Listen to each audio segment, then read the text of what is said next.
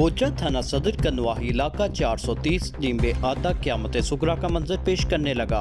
शादी वाला घर बर्बादी में बदल गया। जंग की तरफ से आने वाला सीमेंट से भरा ट्रक तेज रफ्तारी के बायस मेहंदी लेकर जाने वाली औरतों और बच्चियों के ऊपर चढ़ गया, जिससे 2 औरतें और 2 बच्चियां मौका पर ही दम तोड़ गईं, जबकि 8 अफराद शदीद जख्मी हो गए।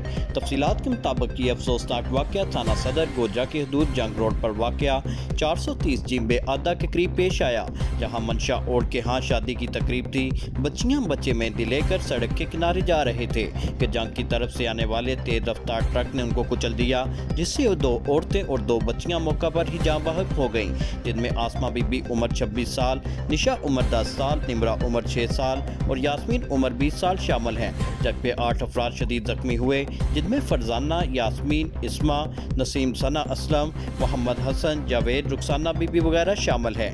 रेस्क्यू 1122 ने लाशों और जख्मियों को सिविल अस्पताल गोजा मुंतकिल कर दिया, जहां कुछ जख्मियों को इब्तदाई तिब्बी इमदाद देने के बाद मखदूश हालत के पेश नज़र अलैड अस्पताल फैसलाबाद रेफर कर दिया गया। वज़ीर आला पंजाब मरियम नवाज और RPO फैसलाबाद ने वाक़या का फौरी नोटिस लेते हुए DSP अख्तर वीनस और SHO हाकम अली की सरबराही में ट्रक ड्राइवर को पकड़ने के लिए टीमें तश्कील दे दी।